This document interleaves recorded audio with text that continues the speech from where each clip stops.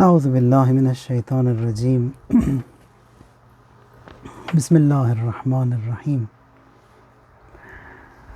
الحمد لله رب العالمين وصلى الله على سيدنا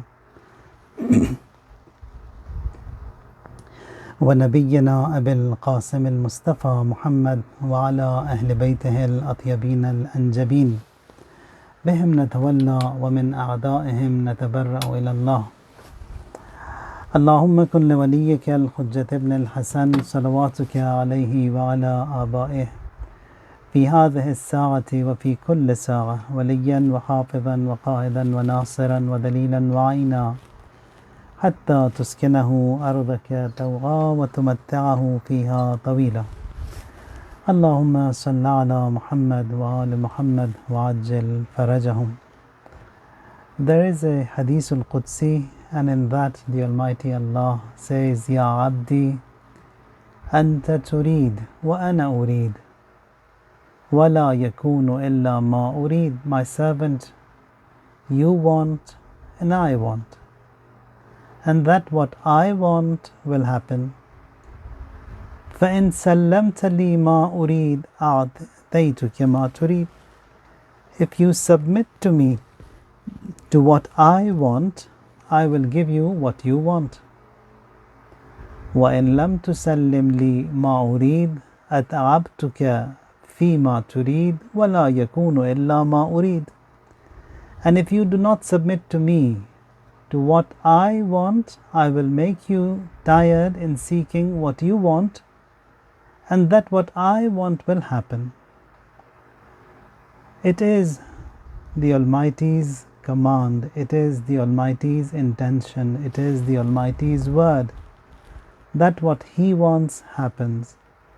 We have to submit to Allah in all walks of life. Obedience means total submission to Him as He wants, not as we want. The reason why Iblis was ousted, because he says that I will worship as I want. Allah said to him, I want you to worship me as I want you to worship me, not as you please and as you wish. That is that first step in obedience, and this comes all the way through.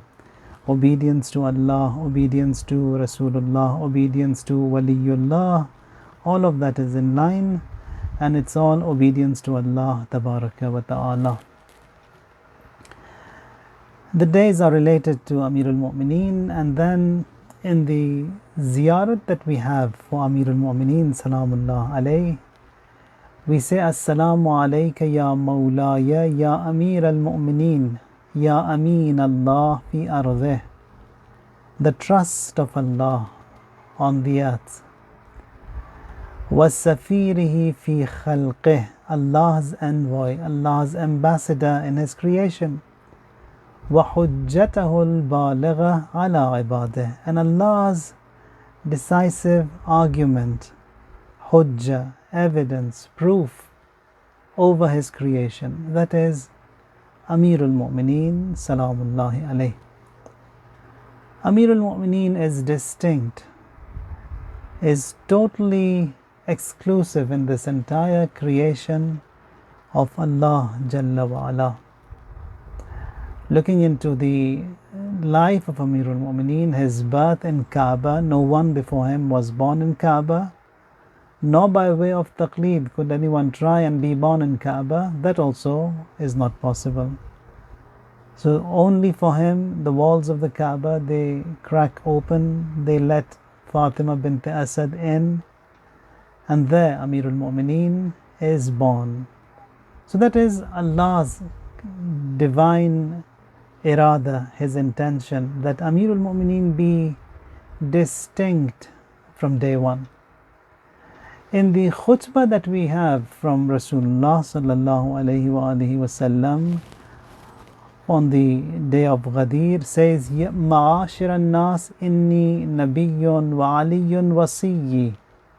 People, Ma'ashir an-nas means all people. Indeed, I am the Prophet, the Messenger, and Ali is my successor. Ala inna khatam al-a'immati minna al-qa'im al-mahdi.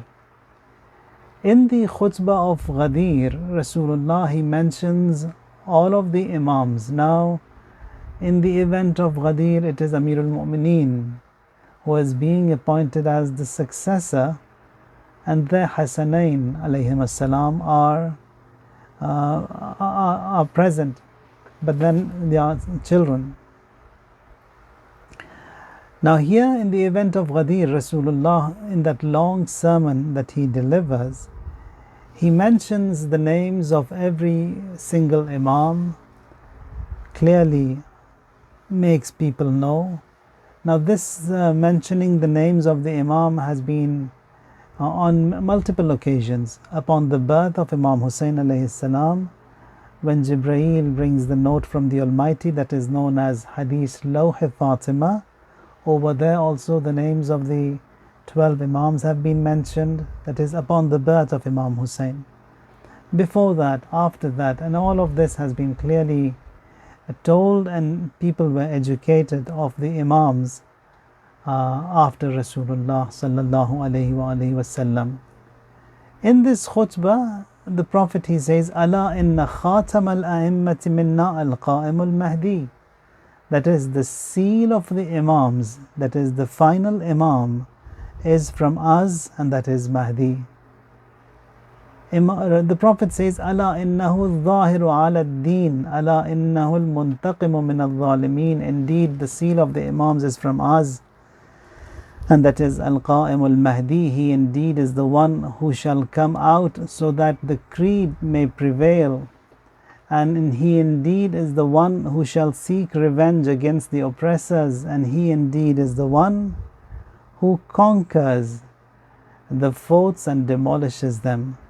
He indeed is the one who subdues every tribe from among the people of the mushrikeen, and the one who will guide. That is Imam Mahdi alayhi salam. Likewise, he continues in the khutbah and says, Ala innahu ghalibu kulli qabilatin min ahli shirk wa hadiha. That he is the one who shall seek redress for all friends of Allah, and he is the one who supports the religion of Allah, and he ever derives his knowledge from a very deep ocean. He shall identify each man of distinction by his distinction, and every man of ignorance by his ignorance. That is that ilm that Allah has given to the Imams alayhim salam. Furthermore, Rasulullah there states that he shall be the choicest of Allah's beings and the chosen one, and he is the heir of all the branches of the knowledge, and the one who encompasses every perception. Ala innahu warisu kulli ilmin wal muhitu bi kulli fahm. So this is the irada of Allah.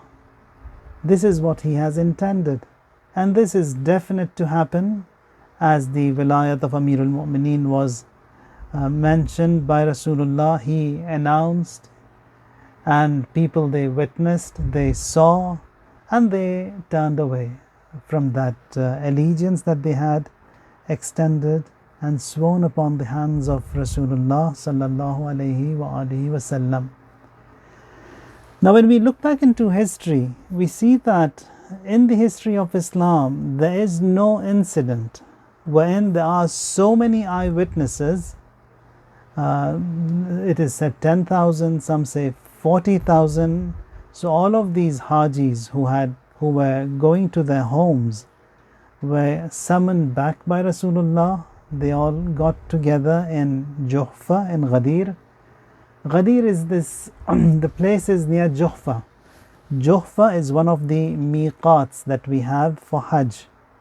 Now generally the Shia Hajis, they travel with the Sunni Hajj groups, and in the Sunni fiqh they count Jeddah as miqat. Now for someone to enter into Mecca, he cannot enter unless he is in the state of ihram. Ihram has to be worn in a miqat, and we have 5 miqat. Sunnis, they have 6. So the Ahlus Sunnah, they include Jeddah as one of the miqats, whence according to the fiqh of the Ahlul Bayt, Jeddah is not a miqat. So you cannot get into ihram in Jeddah. And if someone had a 911 situation over there, there are some rules how you can get around that and then make and come into ihram. Well, just keep that in your minds.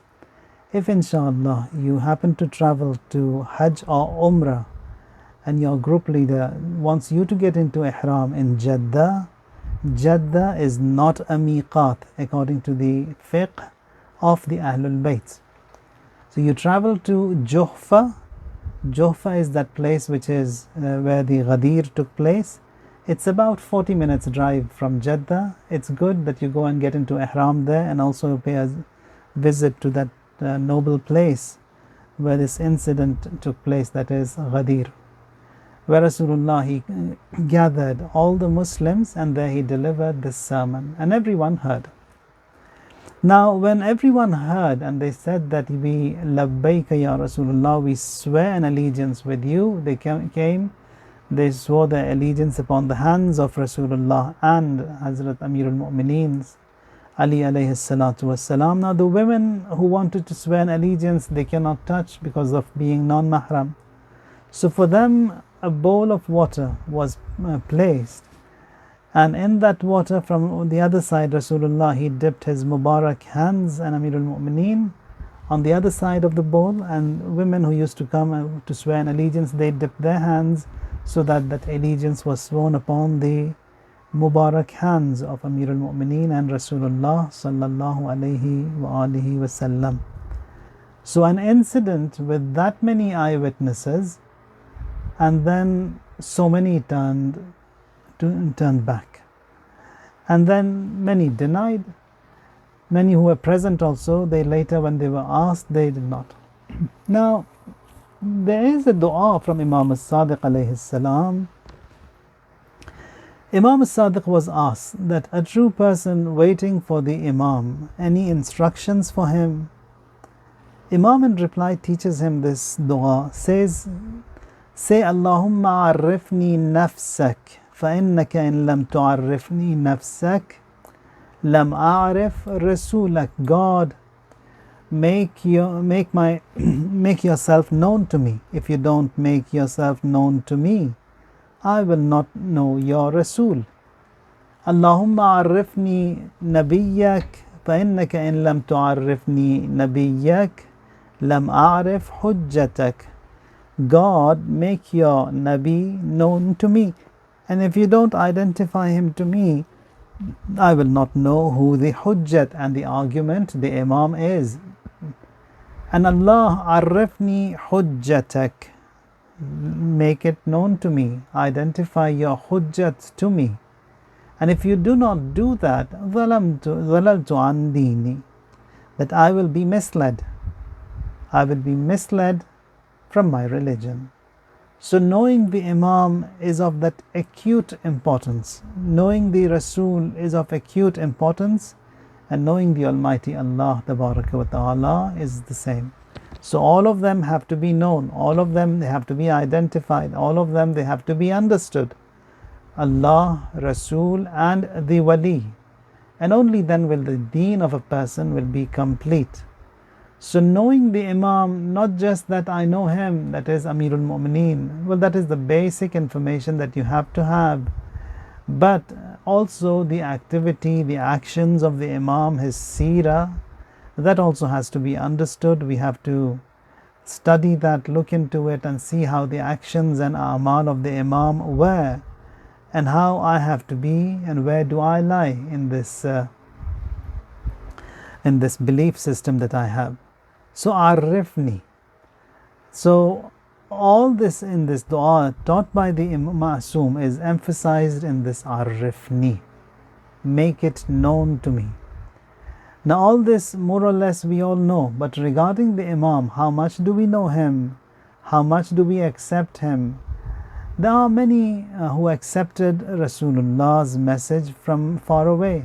But when they came to closer to Rasulullah and they saw that it's going to be a difficult task to abide by the teachings of Rasulullah, they denied.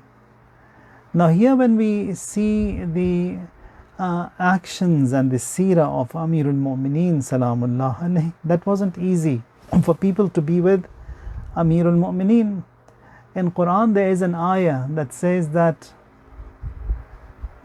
regarding salat, innaha lakabiratun illa ala al-khashi'in, that salat, it is difficult, it's a big task, but for those who fear.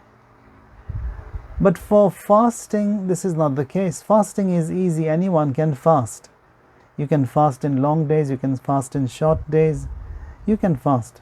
But to keep up with prayers, offering prayers, that is a tough task. That you have to have these 5 intervals and then with taharat, facing the qibla, perform this duty. So that is difficult. Hadith says that وَاسْتَعِينُوا بِالصَّبْرِ وَالصَّلَاةِ, that you seek help from patience, from sabr means patience and salat means prayers, says patience means Rasulullah, salat is Amirulmomineen. Being with Rasulullah was easy, being with Amirulmomineen was difficult. We see that there was a big following of Rasulullah, but when Amirulmomineen's turn came and obedience was transferred from Rasulullah to Amirulmomineen, so many they turned back, so many they avoided Amirulmomineen, so many stood against Amirulmomineen. So that was difficult. Now, initially when Rasulullah passed away, many they congregated outside the house of Amirulmomineen with these slogans that Anta waliyuna, Anta imamuna, Anta khalifatuna, you are our custodian, you are our imam, you are our khalifa. But when they came closer and they saw that Amirulmomineen, his seerah, his actions, they could not tolerate him. Justice of Amirulmomineen. Imam, his personality is an amazing personality, and Imam al-Zaman alayhi salatu wassalam is also like his grandfather. As that hadith says, kulluhum noorun wahid, all of them, they are one noor, one light. Now, Imams, we believe that the ilm that is given to the Imam, it is ladunni, that is huduri, meaning that God-given knowledge. Allah has bestowed His knowledge to them.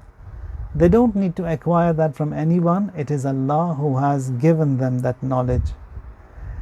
Now, we have to train ourselves from this moment that we are living in the era of ghaibat, that we have to be obedient to him. So if we train to be obedient to the mujtahid who we follow, train ourselves to be obedient to our parents, train ourselves to be obedient to the wali faqih, the concept of taqleed, and all of these obediences, if they are there in our life, then tomorrow when the Imam returns, switching from this taqleed of a mujtahid to the taqleed of an Imam, it's going to be easy for us.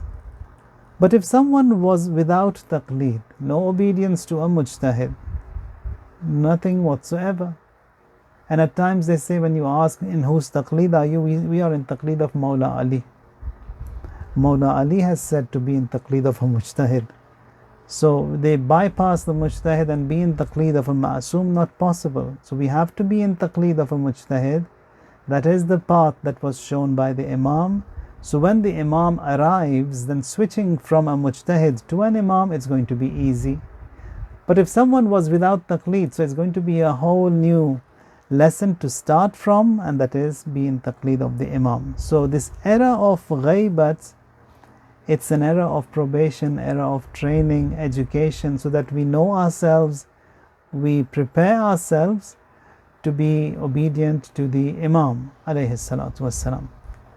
A person, he comes to the Prophet and said that Quran is a miracle, but everyone in my tribe is illiterate. He comes from Yemen to Rasulullah. Says we can't write, we can't read, so this Quran that you say is a miracle is no good to us.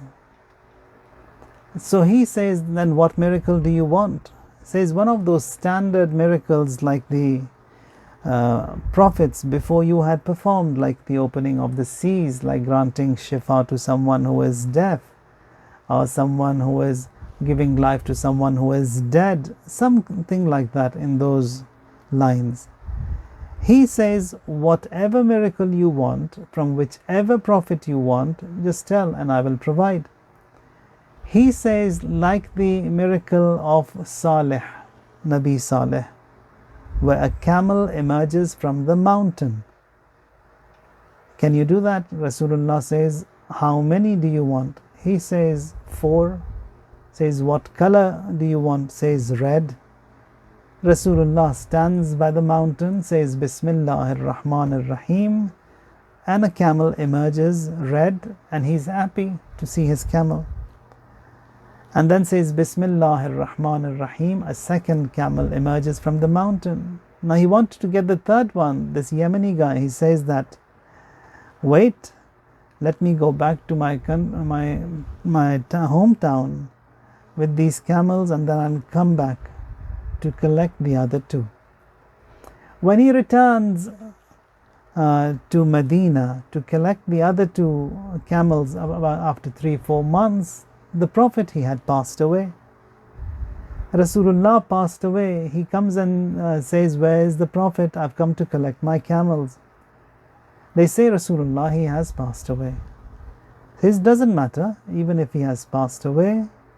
This Yemeni, he had that much of an insight and understanding. He says that the Prophet must have a successor, and the successor should fulfill the dues of the Prophet that are outstanding upon him. Says, who is the successor? Now Abu Bakr has been selected as the Khalifa of the Prophet. They bring him to Abu Bakr. Says, this is the Khalifa of the Prophet. Says, this is the incident. Yeah, the Prophet, he gave me 2 camels, and then he owes me 2 more, and I've come here to collect the 2 camels. Now they see that they cannot do it. They cannot provide the 2 camels that the Prophet made them emerge from the mountain. They said, take 50 of these regular ones, 100. Says, no, I want the 2 that I wanted from him that came from the mountain. If you are the successor of Rasulullah, then you must be able to provide. Now this is what we recite in the ziyarat, like Assalamu alayk ya waritha Adama safwatillah, Assalamu alayk ya waritha Nuhin nabiyillah, that Imam Hussein is the heir and the inheritor of all of the prophets. Likewise today, Imam Mahdi alayhi salam, he is the inheritor.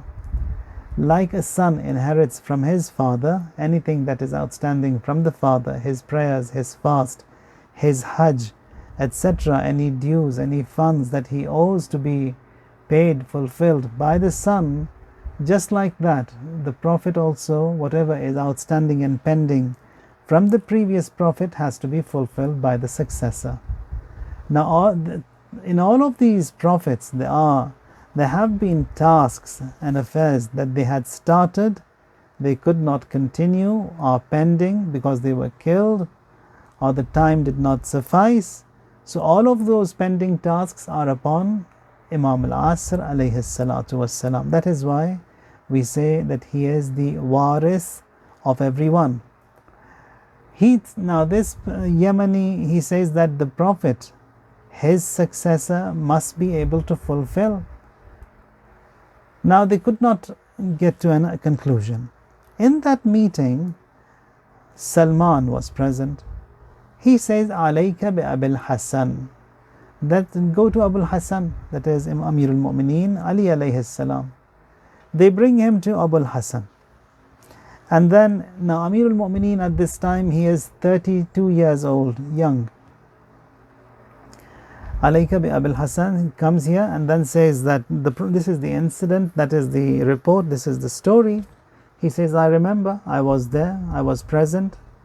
Just like Rasulullah, he comes to the same spot, stands by the mountain, and says Bismillahir Rahmanir Rahim. The third camel emerged, and then the fourth camel also came upon the fourth Bismillah, and now he is extra happy, and then says this is truly the successor of Rasulullah sallallahu alayhi wa alihi wasallam. Now, regarding this, the miracles that were seen by Amirulmomineen and the worship of Amirulmomineen, the services provided by Amirulmomineen, all of that was difficult for those who were present at that time. So the reason why Amirulmomineen, he had such a strong opposition, and why this Wilayat of Allah Tabarak wa Ta'ala was opposed, it's for quite a few reasons. One of them, it was that hate that they had towards Amirulmomineen alayhi salam. Now this is something that even the Khulafa at times they admitted, saying that you have killed the noble people. Now who are these noble that were killed? Are the kuffar of the mushrikeen in the battles of Badr that were killed, and many of them were killed by Amirulmomineen.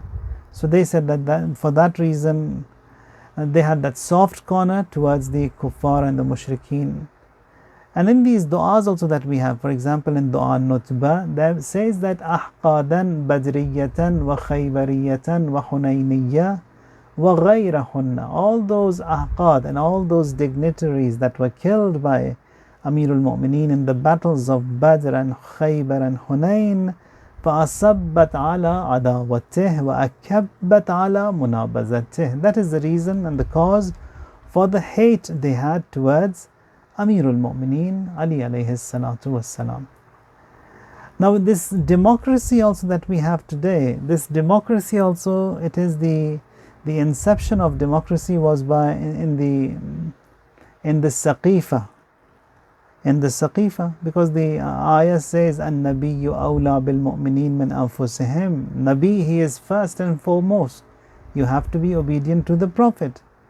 But now they came up with something which is batil, that you have to be from the people, of the people, by the people, not someone appointed by the Almighty God. And that is how they put away the divine command of Allah and brought this satanic way of governance over the people.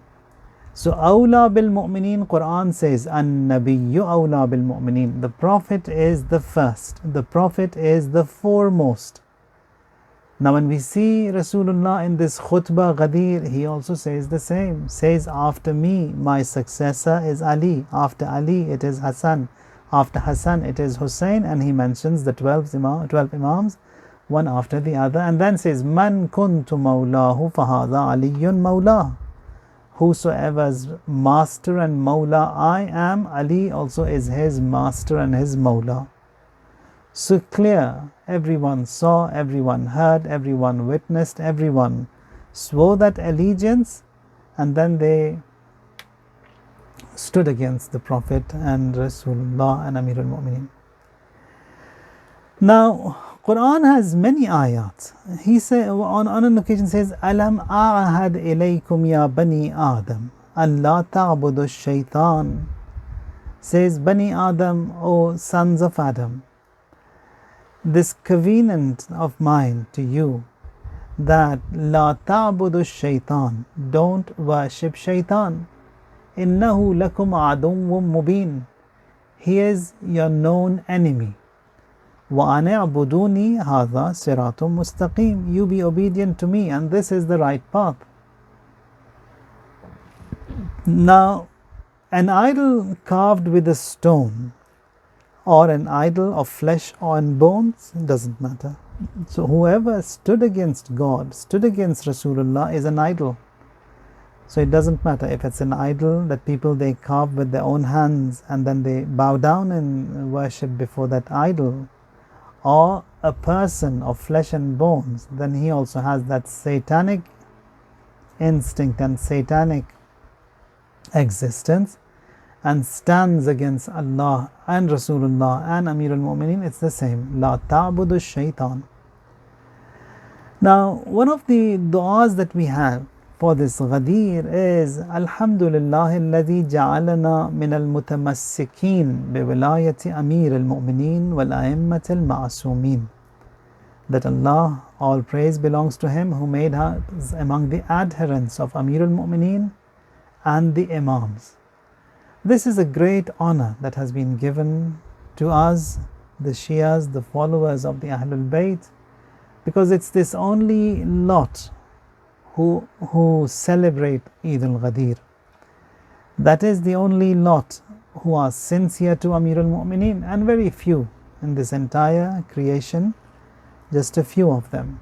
From these billions of people, a very small minority is among the adherents of the Amirulmomineen. Now, we do have all these different ayat and Eids like Fitr and Adha. Fitr and Adha, all the Muslims, they celebrate after the month of Ramadan. Fitr is celebrated. After performing Hajj, Eid al-Adha is celebrated. All the Muslims, they do. But Ghadir, which is the greatest of the ayat, this is not celebrated by them, because the hadith says that Ghadir will not be celebrated by someone who is a munafiq, a hypocrite. Now all the other ayat, Fitr and Adha, you see, right from the time of Rasulullah, all those hypocrites at that time, they celebrated Eid al-Fitr, Eid al-Adha. Even today, all these rulers worldwide, many of them, whatever they are, they have the hate of Amirulmomineen in them, but still they celebrate Adha and Fitr, not Ghadir, because Ghadir cannot be installed in the heart of anyone but a mu'min. And a mu'min also is someone who has passed his test in the alam before that we stepped into this world, which is known as alam dhar. There we passed the test, as a result of which Shias have been given this designation of being a Shia in this world.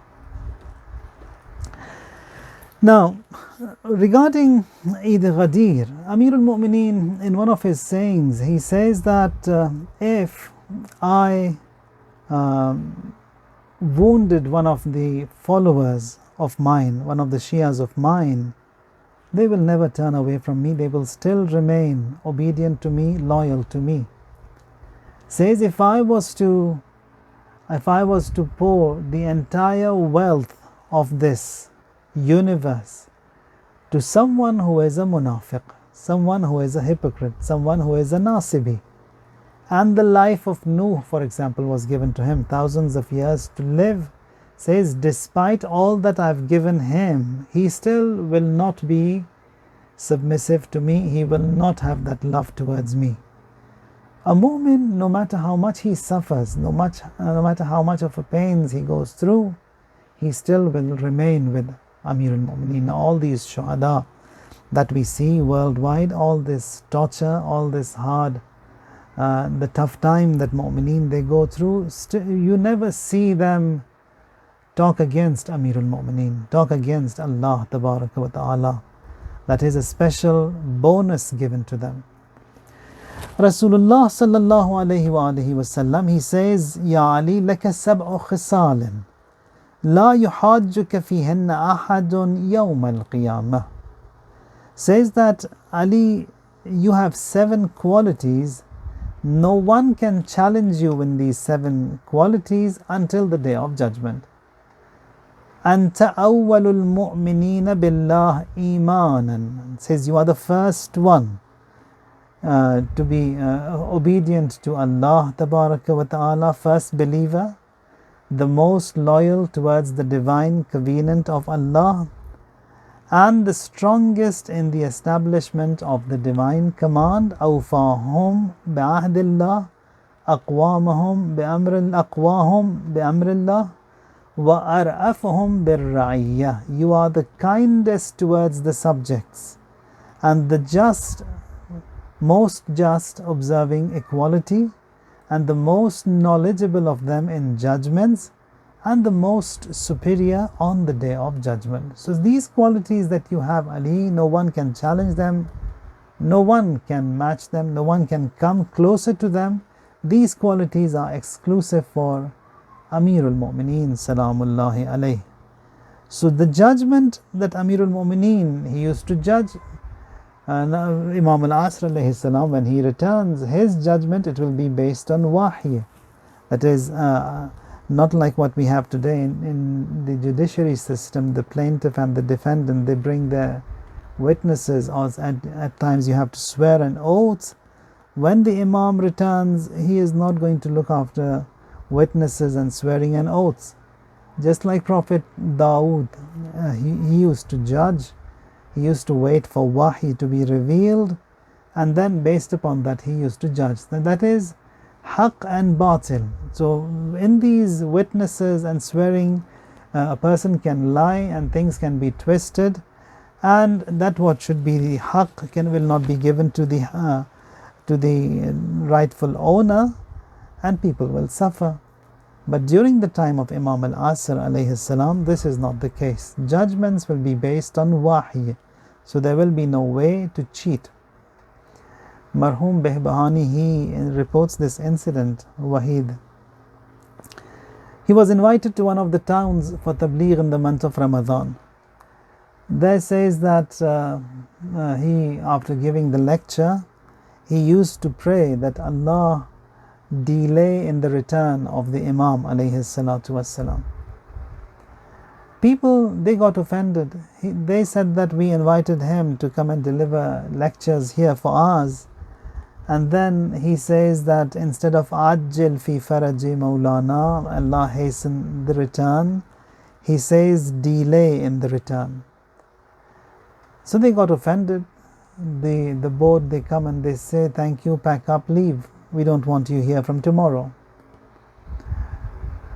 He says, okay. Now the khadim of the masjid, he comes and rolls the janimaz, the prayer mat on which he used to offer prayers, and said that all these prayers that we offered behind you, and you someone who says delay in the return of the Imam.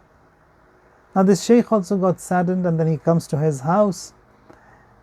Past midnight, towards the Fajr time, he hears the door knock, desperately. He says to himself, definitely these people, they have come here, they want to kick me out of this town, and I have to leave. He comes and opens the door, and it is that very khadim, the caretaker of that mosque, who rolled away the prayer mat. He was desperately banging at the door. Says, what happened? What happened now? Why have you come here?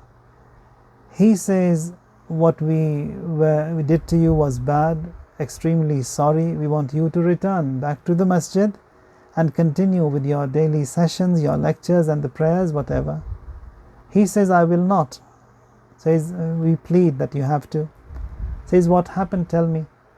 What is the reason for this sudden change in your attitudes? He says that we went home and I slept, and in the morning I had this dream, a vision in fact. I saw that Imam al-Asr alayhi salam, he has returned. And I am also, just like I was standing by your mimbar, by your pulpit, I also was by the Imam alayhi salam. Imam comes to my house and he says that this rug that is spread out in your house, it is usurped, ghasbi. You haven't paid the khums of it, so you cannot use it. It's not your property, roll it and put it away. Second thing is that this house that you are living in, this house also is usurped.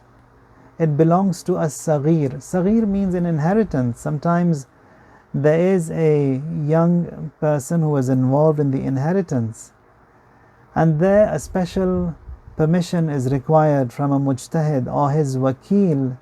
With his permission, you can continue living in that property, in that premises. Without that, that dwelling will be ghasbi, you cannot stay. Prayers will be batil, wuzu and ghusl will be batil. The mere being in that property also will be haram. He says that this property is also usurped. Eviction notice is issued by the Imam, you have to leave. Now this khadim who was by the Imam, he says that, was it not better that you stayed where you were? We were well off, we were okay, we were happy. without you. Now when he wakes up, he comes to his senses and says that yes, that what that Shaykh was saying was true. We are not ready. We are not prepared to welcome the Imam alayhi salam. Says, we are sorry for what we did to you. We want you to come back. We have to fix ourselves. So Imam, when he returns, his judgment is also going to be based on that wahy. He will not see what the witnesses are or the swearing of an oath. It will be based on wahy, and when wahy comes into place, so no one can hide, no one can lie, no one can bring up false witnesses, etc. With reference to Amirulmomineen Salamullah alayhi, Rasulullah, he says, Man sarrahu an yajma'allah lahu al-khayr kullahu falyuwali aliyan. Says, if someone wants Allah to bring all the good to him, he must accept the custodianship and the wilayat of Amirulmomineen Ali alayhi salam. Love his friends and be enemy with his enemies. If you want all the khair. Now in these namaz-e-janaza, the funeral prayers that are offered, for every person we say, Allahumma inna la na'lamu minhu illa khayra. And this is for the Shias. That is, you are offering prayers on someone and you say, La na'lamu minhu illa khayra. We don't know anything but khair from this person. Now maybe that person was someone who never offered prayers. Maybe that person was someone who was disobedient to Allah in most of the commands. But still you say, La na'lamu minhu illa khayra. That is, God, that what we know in this person is that khair was there in him, that he was among the adherents of Amirulmomineen Ali alayhi salam. Amirulmomineen is khair al-amal. When we say hayya ala khair al-amal in our prayers, now even this hayya ala khair al-amal, that was the azan that was recited by, I'll come to that point. So khair means over here the adherents of Amirulmomineen Salamullah alayhi, and when you have those prayers, La na'lamu minhu illa khayra, that is that common point that is present in this marhum who was disobedient to God and that marhum who was obedient to God, that what is common in both of them, they are the followers of Amirulmomineen. Being in the following of Amirulmomineen, that is a mighty achievement. Amirulmomineen himself, he says that doing good without deen is of no use. There says that sinning or performing wrong, doing wrong, whilst a person is faithful, that is better. Because if a person was faithful and then he was also sinning at the same time, repentance will be accepted from him and Allah will make some arrangements for his shafa'at, for him to be forgiven. Because he's got the basis there, the basis that is Iman. But someone who is totally faithless and then he is doing good, no chances of survival over there, because that basic criteria is lacking over there.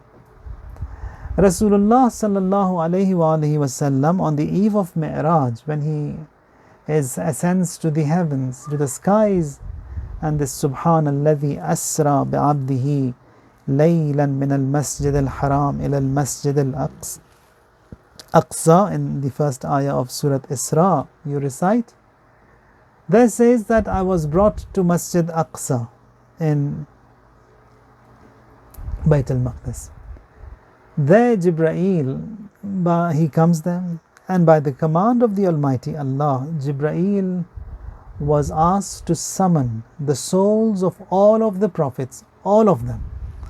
That is 124,000 prophets minus Rasulullah sallallahu alayhi wa alihi wasallam. So Rasulullah is present there, and all of those prophets, 124,000, all of them were gathered in front of Rasulullah. Rasulullah, he offers prayers, they follow him, they are behind Rasulullah, all of them. One question Rasulullah asks them, that ala ma bu'ithtum, why were you selected and chosen as messengers, as prophets? all of them said that for your Wilayat and the Wilayat of Amirulmomineen. So that was the criteria, that is Wilayat of Allah Tabaraka wa Ta'ala, of Rasulullah, and then of Amirulmomineen. This is the criteria, and the stronger the inclination, the Wilayat of Amirulmomineen in a person, the more he benefits. Now we've seen in this world also that those of us from among us, those who are bonded a lot more to Amirulmomineen, they are the most successful. And that is the statement of Rasulullah, Man sarrahu an yajma'illah lahul khair kullahu falyuwali aliyan.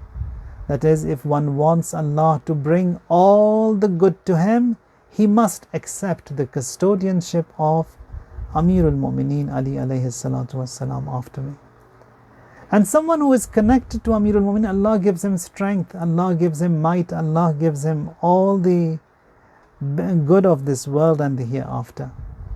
Marhum Allama Amini, the author of Al-Ghadir, who passed away in the 1960s, and the book that he has written took him 50 years in 30 volumes, and an asset for the Shias. And throughout his life he just worked and studied and wrote this book, and was rewarded also immensely by Amirulmomineen Salamullah alayh. Says that now in those days the books were not available, and he went countries to countries, traveled a lot. Thousands of books he studied. Says I was after one of the books, and just 3 copies of them were present in this world, because all the books were handwritten. Says one was given to Misr, to the Azhar University, one was here in Najaf, and then there was another copy that I had no access to it. He says that I went to Al-Azhar there, they denied, they did not give me that book. He says, I'm ready to pay whatever you want, I'll buy it. Says, no, we can't. Says, at least allow me to read it. Says, no, that is also not possible. Comes here to Najaf, there the person who owned the book, he had passed away. The son inherits, and the son also, he says, I will not give it to you, nor will I sell it to you, nor will I allow you to read, nothing. He comes straight to Amirulmomineen, to the shrine, and then starts crying. Says, one book I wanted, and not for myself, for you, Ya Ali. I wanted to study and see that book, and then continue with the book that I am writing. He says, from the shrine of Amirulmomineen, a voice was heard, that Amini, now you go to Karbala. Go to Karbala now, right now. He says that upon the command of Amirulmomineen, I came to Karbala. And generally in Karbala in those days, now someone living in Najaf would come to Karbala on a Thursday, being the ziyarat night of Aba Abdullah. Now they were shocked to see Amini, Marhum Amini in Karbala, which is not a Thursday, it's a weekday, and generally the students, they are studying on that day. Comes and meets someone, he says that I want you to come to me, have breakfast with me, and then we will, he says, take me to one of the book libraries, that we'll have our breakfast in the library. He says that what brought you here to Karbala, here on a weekday? He says, this is the story. And I've come here and I heard Amirulmomineen say to me to go to Karbala. He says, that book, I have it and I'll give it to you, just because Amirulmomineen and Aba Abdullah al-Hussein, both of them have been a shafi of that, and they interceded to get the book to you. So he got the book. So whatever you want, if we were sincerely asked Amirulmomineen, that is definitely granted to us. This Nade Aliyan that is taught to us, or when we fell down and we teach our children to say Ya Ali to get up, all these tawassulat are tawassulat that are taught to us by Rasulullah sallallahu alayhi wa alihi wasallam. One day Aisha, she was looking for the Prophet and she couldn't find him. Says, I heard the Prophet from the rooftop. There I come and I see that the Prophet is in a state of between ruku and sajda, with his knees uncovered and hands raised towards the sky, and saying, Ilahi bihaqqi Ali. Says, upon this I came to the Prophet and said, why Ali? Why bihaqqi Ali? Why by Ali are you seeking the Almighty? He says that I scanned the entire earth. I could not find anyone better than Ali. I scanned the skies, no one better than Ali. And this wish that I have was such massive and great, and I wanted a intercession, a mediation to get it granted, so I sought the Almighty Allah by Ali, bihaqqi Ali. So this mediation of Amirulmomineen, saying Ya Ali or Ya Wajihan Indallah, all of that is what is taught to us by Rasulullah sallallahu alayhi wa alihi wasallam, which in fact is the word of Allah, because Quran says Ma yantiqu anil hawa, that the Prophet, he doesn't talk out of his own desire. Whatever he says is wahy, is the word of Allah tabaraka wa ta'ala. May Allah tabaraka wa ta'ala count us among the best of the adherents and servants of Amirulmomineen salamullahi alayhi. And the action report also that will be presented on the Day of Judgment. You've seen these files and folders. There is a name tag on the folder. That what folder is that? Says the Prophet that Unwanu Sahifatil Mu'min Hubbu Ali ibn Abi Talib, that the title deed or the tag that will be put on your action report is the Mahabbat and the love of Ali ibn Abi Talib. And also it was mentioned repeatedly that whenever we talk about love of Amirulmomineen, love of the Ahlul Bayt, it means obedience towards Amirulmomineen, obedience towards the Ahlul Bayt alayhimus salam in all walks of life. Yeah, blindly we are obedient to them. There are shortfalls, no doubt, no doubt in that. But then if we have that mindset that we want to be obedient to the Ahlul Bayt alayhimus salam, wherever there is a flaw, wherever there is a shortfall, definitely they help us, they bail us out. But if God forbid, if someone is disobedient to them, knowingly, intentionally, there that mediation also becomes difficult. Ya Allah, bihaqqi Aliyin alayhi salam, between us, Quran and Ahlul Bayt, never ever come across a moment of separation. Allah, this wilayat of Amirulmomineen that has been given to us, be given to our children, and they be enlisted among the best of Muslims who ever existed. Ya Allah, bi Aliyin, hasten in the return of our Imam and count us all among the best of his servants. All those who are ill and ailing, Allah grant them shifa. All those who have passed away, Allah forgive them, grant them the highest of ranks and the best of stations in the vicinity of Amirulmomineen salamullahi alayhi. Wa'ajjil fi faraji Mawlana sahib al-zaman. Allahumma salli ala Muhammadin wa ala Muhammad wa'ajjil farajahum.